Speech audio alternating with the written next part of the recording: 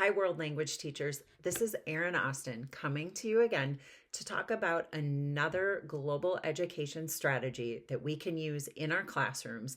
This one is free, super easy to use, and my students really love it. It's called City Walks. So first, before we get into that, I always like to do a quick discussion on what actually is global education if you're new to it. So there are a few major players in the United States, the organizations World Savvy, the Asia Society, the Harvard Graduate School of Education, and the University of North Carolina Worldview program. They all really add to the discourse because global education is actually a branch of education. And I fully believe it is where the future is in our field. Global education, couple things that it's completely inextricably linked to, and that's the United Nations Sustainable Development Goals, also known as the SDGs, and fostering empathy and global competence in our students.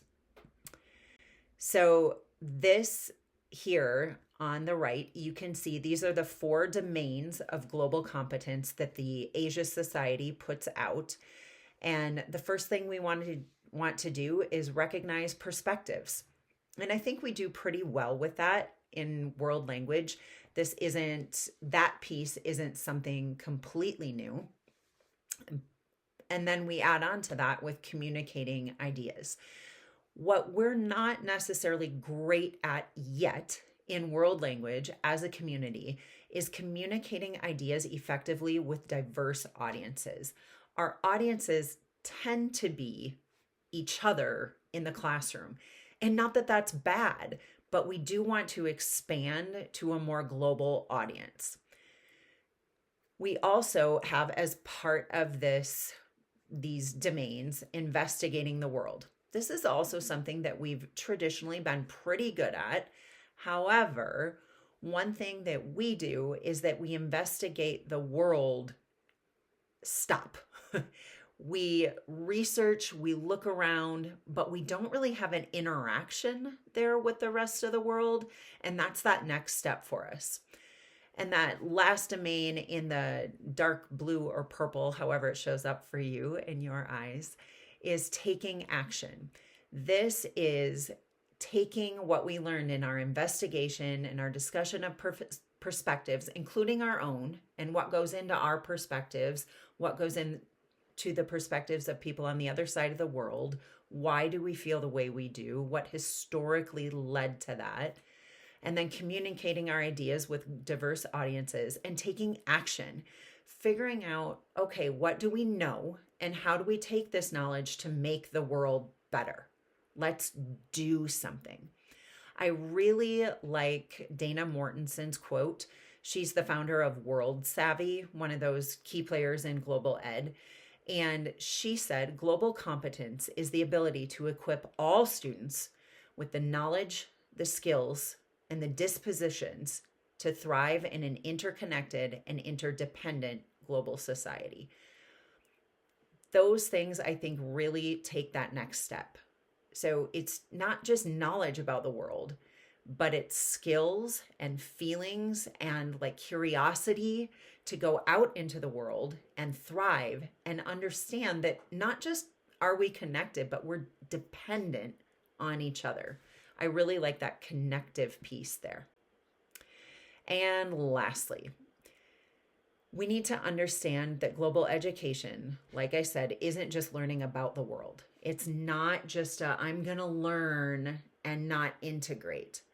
Global education is not just learning about the world. It is learning with and from the world. So it's integrating ourselves. Let's dig in. Let's experience the world in every way that we can and increase our global competence while doing so. So let's talk about City Walks. City Walks is a strategy that I really love to use with my high school students. Citywalks.live is a free website, and they self-describe as immersive virtual tours that take you to some of the most iconic and exciting destinations around the world. And you see here, this image is actually what you see when you go into city walks. Here, I think I had selected Bordeaux, France. I happen to be a French teacher, but I don't exclusively use cities in Francophone countries. In my classroom with my students, we use cities all over the world. I don't think I have to focus just on French culture. We can talk in French about Berlin. We can talk in French about Bangkok, Thailand. We can talk in French about Sydney, Australia. Give me anything. We can talk in French about it. So don't be afraid to use any city. So what are the benefits of this website? Well, I love that it's no cost. This is pretty recent. I am filming this in the first part of 2025, and relatively recently pop-ups started on the site. So I just click them off. I don't let it bug me, and it remains free. I love that there's a range of global cities. So you can see in that image there over on the right, there is a list of cities and there's a little scroll bar. So you can go up and down and select a city. There are day and night virtual tours. So you can see that there are also little slider bars where you can choose you want to be in the city in the daytime or in the nighttime. And above that, you can choose to have the sounds on or off. I really like having them on because it's pretty fun when the kids hear a siren, for example, and they're like, oh my gosh, what was that? And I explain, well, there's a police car coming down the street. And they're like, that's what the police sound like there? So that's pretty cool. Just like those little things that are a little bit different when we go around the world. And students get so excited about exploring the world. I absolutely love it. So I will say to my students, like, okay, last time we did city walks, we were in Africa. So what is a continent we haven't been to yet? And they'll say like, oh, we haven't been to Asia in a while. So we'll look through the list and look for a city and country in Asia to talk about. This image here, this is in Abu Dhabi, in the Emirates. And what happens in city walks, this is just a still shot, but the whole thing is a video. So it's like you're accompanying someone walking through the city, walking all over the place. So what do we do with city walks in the classroom? I'll give you a few ideas. First of all, I think it's really great to start simple and start with descriptions. Like, what do you see? So here you could say, I see a lot of buildings. They're tall. They're pretty light colored. I see water and I see some trees of different kinds. You can do a compare and contrast. Does this look similar to where you live? You can compare and contrast with the city that you live in, or maybe the state.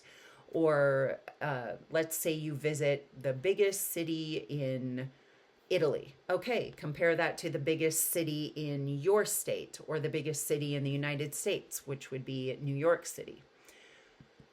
You can talk about feelings. As you walk through the city, ask your students, okay, how do you feel walking through? How does being here feel to you? What's interesting to me is that a lot of students point out like, wow, there's a lot of writing in English, even though that's not the dominant language of wherever we are. And that kind of makes them realize that, oh, if I go somewhere, there will be some things that I recognize, which I think adds to a feeling of, okay, like maybe I could do this. Maybe I would be more comfortable than I thought. I think too, there are some cities that are just really, really dense and really, really busy. So students can report feeling like a little anxious, like, oh my gosh, there's mopeds everywhere. There's people everywhere. Oh my gosh, the moped's going to hit the bike. Even though those of us who have traveled a lot understand, like, somehow places that are super, super busy also, like, all the accidents we think are going to happen just don't happen to the same extent as we would predict.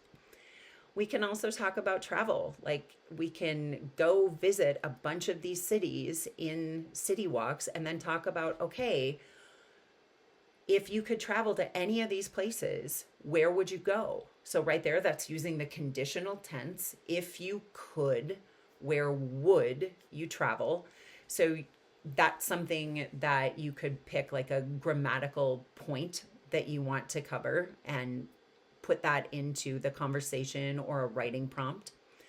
You could also use chat mats. I'm a really big believer in chat mats, and I have one for city walks that I will link to in the description below the video, and you can go check it out if you'd like.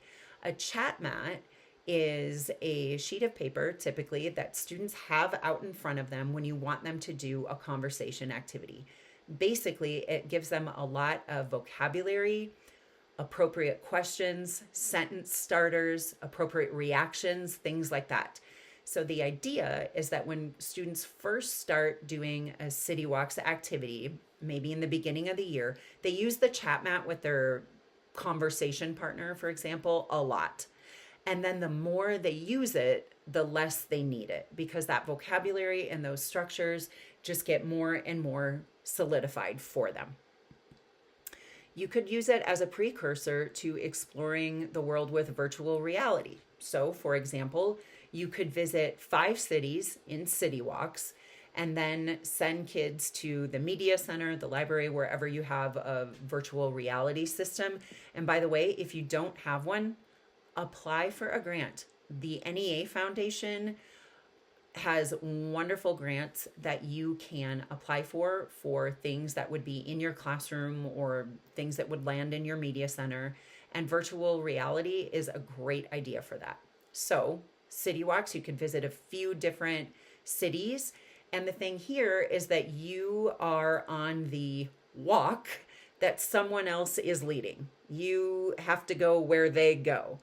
So once students kind of figure out a few cities, then maybe you ask them for the next step to pick one that they're going to visit with virtual reality. Then they are in charge of where they go, not at the mercy of following anyone else's footsteps through their camera. You might also want to format your lesson to the proficiency levels. So, for example, if you're dealing with novice low students that aren't yet producing language at a high level, maybe all they're doing is listing. List 3 adjectives that describe this city. List 3 words that you know of something that you see. List 3, for example, places that you see, like a cafe or something like that, and maybe tell me what colors you see on the outside. Or pick 3 people and tell me what they're wearing, things like that. So if you'd like to learn more about global education strategies for your classroom and more ideas about how to use City Walks, please check out my book, Going Global in the World Language Classroom. City Walks is featured in chapter 13. And just a pro tip for you, the publisher Routledge frequently runs sales, so it's usually cheapest to buy right from there. But in the video description below, I will have a link to this book on Routledge's website and on Amazon. And I would love to hear in the comments how you use City Walks in your classroom. I think it's a super great tool and my students really love it. Good luck using it with your students.